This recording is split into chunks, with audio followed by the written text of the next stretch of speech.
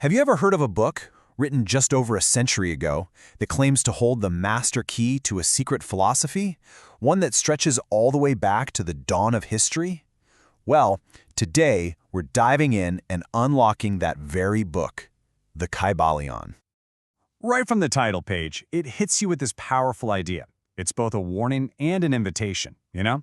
The message is clear. This kind of wisdom isn't for everyone. It's not meant to be shouted from the rooftops.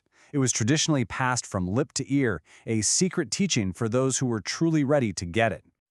So you might be wondering, what was the point of this mysterious book? It was published anonymously by a group who just called themselves the Three Initiates. And their goal, well, it wasn't to start some new religion. Nope. They said they wanted to offer a master key, a tool for students to unlock the inner doors of whatever spiritual path they were already on. Okay, so where did all this ancient wisdom even come from? According to the Kybalion, it all traces back to this one central, almost mythical figure, Hermes Trismegistus. Now that's a name that really echoes through esoteric history. He was known as the Master of Masters. And when I say legend, I mean the scale of it is just staggering. This guy, Hermes Trismegistus, is said to have lived in ancient Egypt, maybe even around the same time as Abraham. And get this, he's credited as the founder of occult wisdom, alchemy, and astrology. I mean, they call him the great central son of esoteric thought for a reason. His name, Trismegistus, literally means thrice great, which tells you everything about his supposed influence on the wisdom of every race and religion. So what did this Master of Masters actually teach? Well, the Kybalion boils it all down, the very essence of his philosophy, into just 7 fundamental principles. Think of it as a complete framework for understanding reality itself. That's it. Just 7. And the book makes this incredibly bold claim about them. It says that he who knows these, understandingly, possesses the magic key, before whose touch all the doors of the temple fly open. So these aren't just some neat ideas. They're presented as universal laws. And here they are, the Big 7. Mentalism, correspondence, vibration, polarity, rhythm, cause and effect, and gender. You should really think of each one like its own master key, designed to unlock a totally different part of reality, from the world inside your own mind to the way the whole cosmos works. Let's just take a quick peek at one of them so you can see how this works. Let's look at the principle of polarity. This one is brilliant. It basically says that opposites, like love and hate, aren't actually separate things at all. They're just two ends of the very same spectrum. The only thing that's different is the degree. And in between those two poles, you've got millions of shades of liking and disliking. Okay, so all 7 of these principles are pretty profound, right?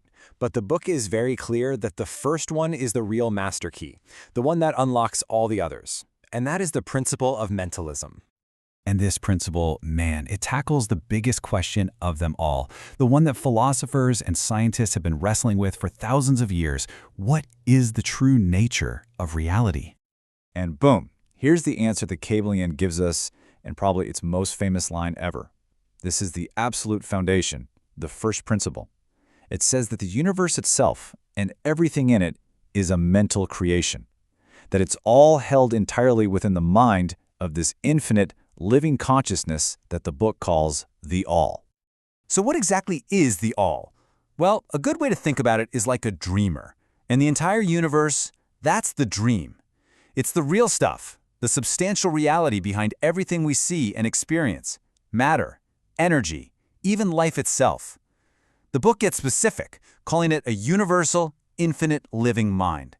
So in this view, our entire existence is just playing out inside this huge mental creation. I know, that is a seriously mind-bending idea, but the Kybalion insists this isn't just some abstract philosophy. It has a very, very practical purpose. Because if the universe really is mental, what does that mean for us? And that leads us straight to the ultimate application of all this, the art of mental alchemy. You know, when most of us hear the word alchemy, we immediately think of old wizards trying to turn lead into gold, right? But the Kybalion says, nope, that was all just an allegory. The real Hermetic alchemy, the true secret, is the art of mental transmutation, what it calls the art of mental chemistry. It's all about consciously changing your own mental states, flipping one emotion to its opposite, using nothing but the power of your will. And that's really the heart of the practice. If the whole universe is mental, then mastering your own mind is the absolute key to shaping your own reality. By applying these principles, you can literally change your own polarity. You can transmute fear into courage or turn hate into love, all by a conscious act of will. Now, this doesn't mean you just ignore reality or pretend your problems don't exist. Not at all. True mastery, according to the Hermeticists, comes from using these higher mental principles to rise above the lower ones. It's an active, practical tool for transforming the undesirable stuff in your life into something genuinely worthy and valuable. And so that brings us full circle, right back to where we started, with a really profound question to think about. If the entire universe is a mental creation, and our own minds are a part of that universe, well, what does that make our minds? The Kybalion kind of leaves us there to ponder this incredible possibility that maybe, just maybe, within each of us lies a spark of the very same creative power that shapes the cosmos itself.